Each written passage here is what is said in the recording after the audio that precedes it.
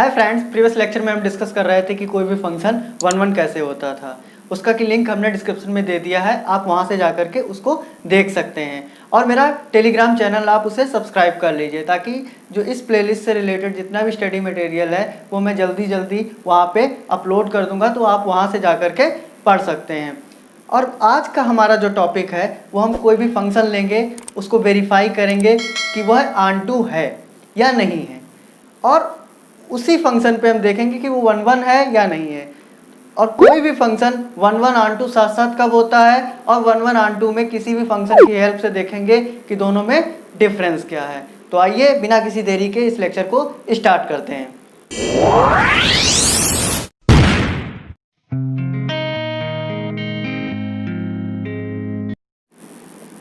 On to function समझते हैं, इसको सरजेक्टिव भी कहते हैं।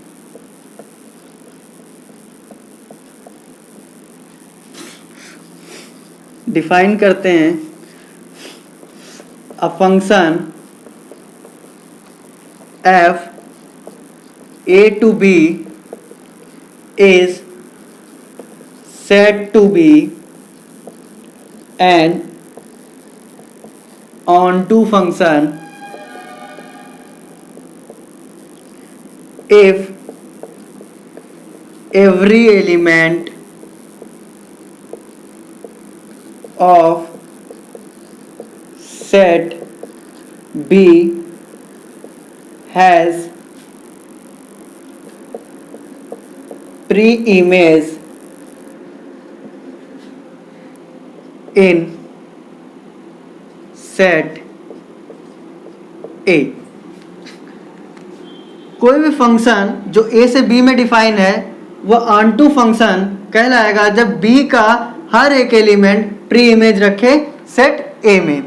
मतलब ये है कि सपोज कोई सेट ये A है, दूसरा सेट कोई B ये है। मान लीजिए यहाँ पे alpha 1, alpha 2, alpha 3, alpha 4, alpha 5, यहाँ पर beta 1, beta 2, beta 3, beta 4, beta 5 and beta 6, इतने सारे एलिमेंट्स हैं। यहाँ से यहाँ कोई फंक्शन डिफाइन है, इसको आप समझने की कोशिश करिए कि कब ऑनटू बोल पाएंगे कब नहीं बोल पाएंगे। ध्यान दीजिए कि मान लीजिए इसका ये इससे है, इससे है, इससे है, और ये इस तरीके से है, तो इसे क्या ऑनटू बोल पाएंगे? यहाँ पर अल्फा 4 और अल्फा 5 की एक ही इमेज है। चलता है फंक्शन में ऐसा कि अल्फा 4 की भी इमेज बीटा 6 है और अल्फा 5 की भी इमेज बीटा 6 है। इसका कोई मतलब नहीं है। ध्यान दीजिए कि यहाँ पर B जो है यानी कोडोमेन में एक एलिमेंट ऐसा है जिसकी प्री इमेज आपकी सेट A में नहीं है, डोमेन में नहीं है। और यहाँ पर क्या बोला है? ऑनटू होने के लिए, ऑनटू फंक्शन होने के लिए every element of set B has pre-image in set A। यहाँ पर ऐसा कोई एलिमेंट नहीं बचना चाहिए जिसकी प्री इमेज यहाँ ना हो। तो यहाँ पर एक एलिमेंट क्या है? बीटा 5 ऐसा बच रहा है जिसकी प्री इमेज डोमेन में नहीं है, तो इसलिए ये फंक्शन आपका ऑनटू फंक्शन नहीं हो पाएगा। अगर इसी में थोड़ा सा और करेक्शन करके एक नया फंक्शन बनाया जाए, सपोज ये बनाया जाए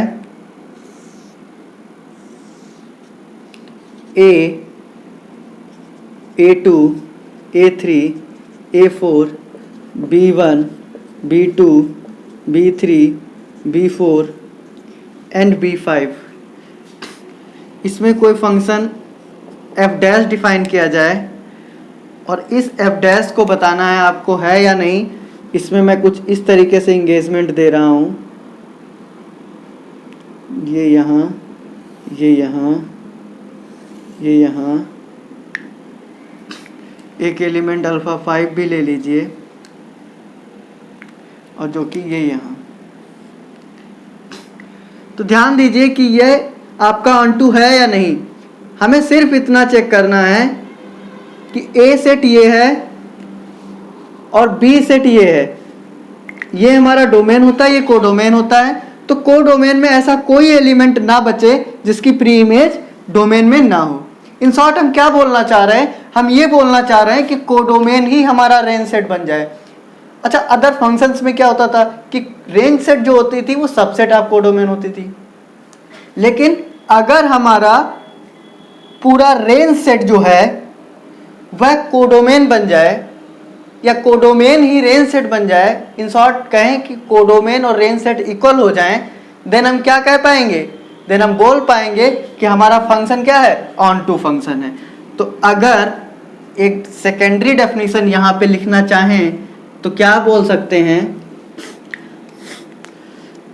अ function A to B define है, इसे ऑन टू बोलना है। तो इस फंक्शन को ऑन टू बोलने के लिए F of A is equal to B अगर है देन ही ये ऑन टू हो पाएगा। अगर ये फंक्शन हमारा ऑन टू है, कोई भी फंक्शन जो है, ध्यान देना कि ए से बी में डिफाइन है, ए इसका डोमेन है, बी इसका कोडोमेन है और ऑन टू आप बोल रहे हैं, देन इसकी जो रेंज सेट होगी दैट मीन्स एफ ऑफ ए वही कोडोमेन के बराबर हो जाएगी, तब आपको इसको ऑन टू बोल पाएंगे। अब हम इसे ग्राफिकली चेक करते हैं कि ऑन टू फंक्शन कैसे डिफाइन करते हैं। अब function f A to B is set to be an onto function if any line passing through codomain and parallel to x-axis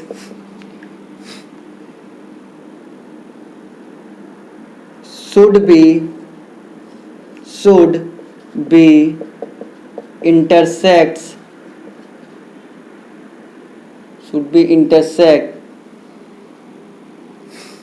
curve at least once। Graphically इसको अगर हमें proof करना है on to,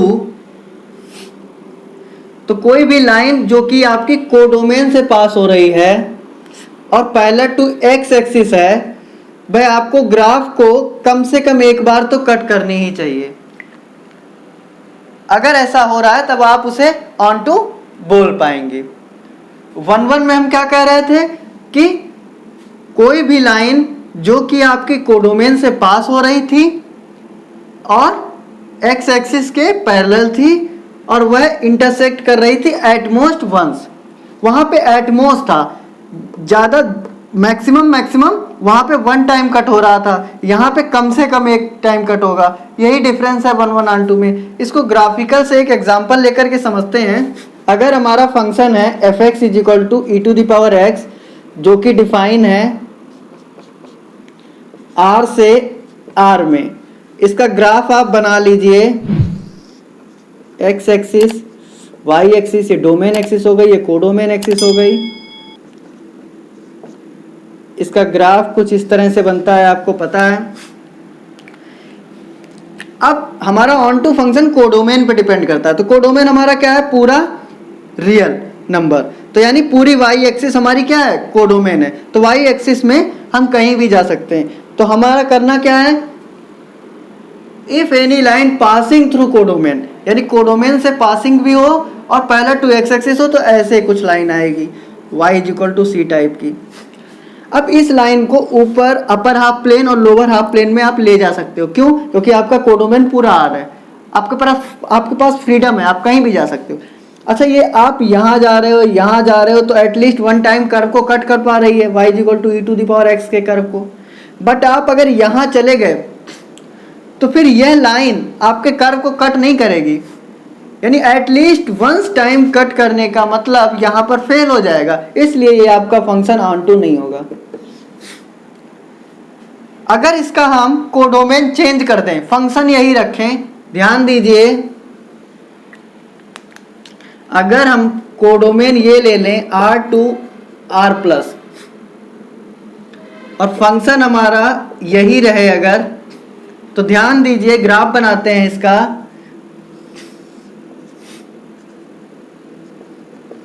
domain axis, codomain axis. अब मेरा codomain restrict होकर के positive y है, that means positive real numbers हैं। अब अपर हाफ प्लेन में ही हम बात करेंगे, तो ये हमारा ग्राफ रहा। फिर कोडोमेन से पास होते हुए एक्स एक्सिस के parallel line y equal to c type कोई खींच ली। अब यहां पर हमारा राइट है, सिर्फ इस लाइन को अपर हाफ प्लेन में ही मूव करा सकते हैं, क्योंकि कोडोमेन हमारा क्या है, सिर्फ और सिर्फ अपर हाफ प्लेन वाला। तो ध्यान दीजिए कि यह लाइन जो है वो ग्राफ को आपको एटलीस्ट वन टाइम ही कट करती हुई नजर आ रही है, तो इसलिए ये फंक्शन ऑन2 है हमारा। यहां पर आपको ये देखने से नजर आ रहा है हर एक y के करेस्पॉन्डिंग एटलीस्ट 1x तो है ही। यहां पर ऐसा नहीं है, यहां पर ये y ऐसा मिल गया जो कि कोडोमेन में था और इसके करेस्पॉन्डिंग यहां पर कोई x नहीं है, इसलिए ऑन2 नहीं है।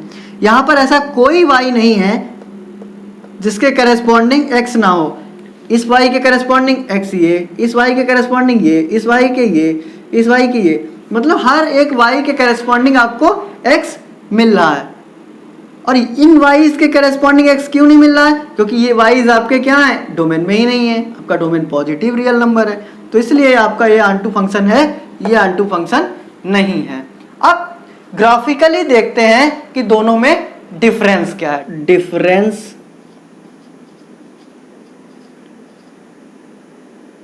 Between 1 and onto functions graphically।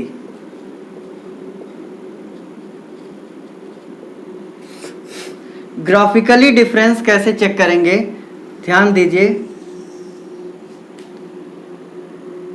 इधर 1 करते हैं, इधर ऑन2।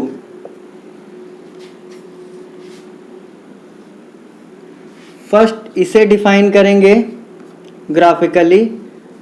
A function f a to b is called 1 function if any line passing through codomain and parallel to x-axis should intersect the curve at most once। and same here, इसे define करें अगर, a function f a to b is called an onto function if any line if any line passing through domain and parallel to x-axis should intersect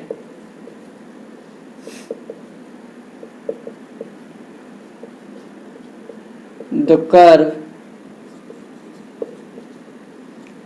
at least once। हम discuss कर चुके हैं 1 में क्या होता था कि एक फंक्शन 1 तब कहलाता था कि उसके कोडोमेन से पास होती हुई लाइन x के पैरेलल जो होती थी वो कर्व को एट मोस्ट 1 टाइम कट करे और यहाँ पर एटलीस्ट 1 टाइम कट करे। ये दोनों में इम्पॉर्टेंट डिफरेंस है 1-1 और ऑन-टू में। इसे इंजेक्टिव बोलते थे, इसे सर्जेक्टिव भी कहते हैं। अब एक एग्जाम्पल की हेल्प से दोनों को समझने की कोशिश करते हैं। f(x) कोई फंक्शन है e⁻x जो अभी ले चुके हैं और इसका डोमेन और कोडोमेन आ रहा है। तो ग्राफिकली डिफरेंस कैसे देखेंगे, ये आपका x एक्सिस यानी डोमेन एक्सिस, ये आपका कोडोमेन एक्सिस, ये ओरिजिन पॉइंट हो गया। इसका ग्राफ कुछ इस तरह से आता है, आपको पता है। अब दोनों में ही एक कॉमन बात है, चाहे 1-1 हो चाहे ऑन-टू हो, दोनों में एक कॉमन बात है क्या कि आपको एक ऐसी लाइन ड्रॉ करनी है सबसे पहले जो कि कोडोमेन से पास होती हो और x एक्सिस के पैरेलल हो, y = c टाइप लाइन। अब इस लाइन को आप ऊपर नीचे कहीं भी ले जाइए, इस डेफिनेशन के अकॉर्डिंग 1-1 होने के लिए एटमोस्ट 1 टाइम कट करना चाहिए। तो ऊपर ले जाएंगे तब तो एक ही बार तो कट करेगी, नीचे ले जाएंगे तो नहीं कट करेगी। तो मतलब ये है कि एटमोस्ट 1 टाइम कट करने का मतलब ये होता है कि नहीं भी कट कर सकती है। तो यहाँ पे जैसे नहीं कट कर रही है, अगर कट करे तो ज़्यादा से ज़्यादा एक बार, 2 बार नहीं कट कर सकती है ग्राफ को। तो ये ग्राफ को एटमोस्ट 1 टाइम यानी यहाँ पे कट नहीं कर रही है तो कोई प्रॉब्लम नहीं है, लेकिन यहाँ पे कट कर रही है तो एक ही बार, तो इसलिए ये आपका 1-1 तो है, 1-1 जो है वो है। अच्छा ऑन-टू पे अगर बात करें, इसी पे ऑन-टू में क्या बोला गया कि एटलीस्ट 1 टाइम तो कट करनी ही करनी चाहिए। अब हमारा कोडोमेन डिपेंड करता है इस पे ऑन-टू के लिए, तो कोडोमेन क्या है पूरा R, तो R में हम पूरे बात करेंगे यानी y एक्सिस, पूरी y एक्सिस में बात करेंगे। तो यहाँ पर देखिए, यहाँ पर ये लाइन कट कर रही है कहीं ग्राफ को, नहीं कट कर रही है, और हमारी डेफिनेशन क्या कर रही है, कम से कम एक बार तो कट करनी चाहिए, तो डेफिनेशन फेल हो रही है, तो यहाँ पर ऑन-टू नहीं होगा। तो कुल मिलाकर के ऑन-टू हमारा कोडोमेन पे बेस्ड है, उसमें हमारे ग्राफ को ये लाइन जो है कम से कम एक बार तो कट करनी ही चाहिए। 1-1 के लिए ज़्यादा से ज़्यादा एक बार कट करे, नहीं भी कट करेगी तब भी चलेगा। थोड़ा सा डिफरेंस और समझने की कोशिश करते हैं। अगर इस तरीके से A है, B है, α1, α2, α3, α4, β1, β2, β3, β4 एंड β5। A से B में कोई फंक्शन डिफाइन है, इसमें ऐसे इंगेजमेंट है इसकी, तो आपका ये 1-1 है या नहीं, ध्यान दीजिए, इसी में समझते हैं कि ये 1-1 है या नहीं। F A से B में डिफाइन है, डोमेन इसका A है, कोडोमेन इसका B है। 1-1 होने के लिए क्या होना चाहिए कि इधर का हर एक एलिमेंट इधर के सिर्फ एक ही एलिमेंट से इंगेज होना चाहिए, 1-1, 1-1, 1-1। लेकिन ऐसा कहीं नहीं बोला गया है कि यहाँ एलिमेंट ऐसा कोई रह नहीं सकता कि जिसकी प्रीइमेज यहाँ ना हो, यहाँ बिल्कुल रह सकता है एलिमेंट 1-1 होने के लिए। तो अगर 1-1 है तो यहाँ पर एलिमेंट रह भी सकता है खाली, जिसकी प्रीइमेज यहाँ ना हो, और नहीं भी रह सकता है, ये इस पर कोई डिपेंडेंसी नहीं है। तो अगर यहाँ पे ये खाली एलिमेंट है तो हमें इससे कोई मतलब नहीं है, लेकिन ये हमारा फंक्शन 1-1 तो है, तो ये 1-1 है, 1-1 वाली कंडीशन वेरीफाई हो गई। लेकिन अगर हम ऑन-टू की बात करें तो ऑन-टू में क्या होना चाहिए, हमने क्या बताया था कि ऑन-टू फंक्शन होने के लिए आपका कोडोमेन जो होता है वो रेंज सेट हो जाती है, यानी इसके सारे एलिमेंट प्री इमेज ए में रखने चाहिए। तो यहाँ पर B5 जो है उसकी प्री इमेज ए में नहीं है, इसका मतलब क्या है कि ऑन-टू ये नहीं है, तो ये ऑन-टू फंक्शन नहीं है। लेकिन अगर इसकी भी प्री इमेज यहाँ पे कहीं मिल जाती तो फिर ये हमारा ऑन-टू फंक्शन हो जाता। तो होपफुली इंजेक्टिव, सर्जेक्टिव या फिर 1-1 ऑन-टू दोनों एक ही बातें हैं, इनमें डिफरेंस आपने देख लिया कि कैसे होता है, दोनों में क्या क्या डिफरेंसेस हैं।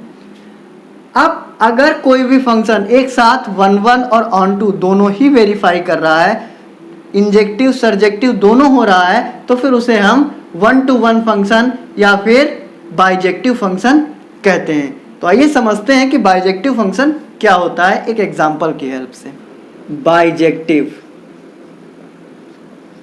बाइजेक्टिव का मतलब होता है इंजेक्टिव एंड सर्जेक्टिव, दोनों। कोई भी फंक्शन इंजेक्टिव और सर्जेक्टिव दोनों है तभी वो बाइजेक्टिव होगा। मतलब 1 1 and onto. 1 1 onto में डिफरेंस समझ लिया, 1 1 ऑन टू इंडिविजुअली समझ लिया, ग्राफिकली समझ लिया, एग्जाम्पल से समझ लिया। अब अगर दोनों किसी भी एग्जाम्पल में साथ साथ हो रहे हैं तब उसे हम बाइजेक्टिव कहेंगे। और अगर कोई भी फंक्शन मान लीजिए ए से बी में डिफाइन है, ए आपका मान लो रियल नंबर ले लो, बी भी आपका रियल नंबर ले लो, और f x is equal to x एक फंक्शन ले लेते हैं। तो इसको हमें अगर बाइजेक्टिव दिखाना है तो हमें 1 1 और ऑन टू दोनों ही प्रूफ करने होंगे। तो ध्यान दीजिए, हम कुछ इसका ग्राफ पहले बना लें। ये एक्स एक्सिस, ये वाई एक्सिस, इसका ग्राफ ये आ गया। तो हमने क्या किया, सबसे पहले 1 1 या ऑन टू चेक करने के लिए सबसे फर्स्ट कंडीशन थी कि कोडोमेन से पास होते हुए ये लाइन एक्स एक्सिस के पैरेलल जो होती है उसे हम ड्रॉ कर लें, जो कि y is equal to c type होती है। इसे हमने ड्रॉ कर लिया। अब ये लाइन हमारे कोडोमेन, हर एक कोडोमेन के पॉइंट्स के लिए हर एक x होना चाहिए, यानी हर एक y के लिए उसकी प्री इमेज डोमेन में प्रेजेंट होनी चाहिए। तो यानी अगर आपको ऑन टू बोलना है तो हर एक y के लिए प्री इमेज कहाँ होनी चाहिए, उसकी x में होना चाहिए। तो ऑन टू के लिए ये ग्राफ जो है आपका वो y एक्सिस पे, पूरी y एक्सिस पे इस लाइन को ऊपर नीचे करने पर एटलीस्ट 1 टाइम कट करना ही चाहिए। आप देख पा रहे हैं कि ऊपर ले जाइए या नीचे ले जाइए, ये लाइन कहीं भी ले जाइए, इस ग्राफ को कम से कम एक बार तो कट कर ही रही है। तो ये आपकी ऑन टू हो गई। और इसके लिए एटमोस्ट 1 टाइम, कि मतलब कट ना भी करेगा यहाँ तब भी चलेगा, लेकिन यहाँ तो कट करना ही चाहिए। और कम से कम एक बार, 2 बार कट करेगा तो चलेगा यहाँ, लेकिन यहाँ कट नहीं करेगा तब चलेगा, लेकिन एक से ज़्यादा बार कट किया तो नहीं चलेगा। तो यहाँ पे देखिए कट कर रहा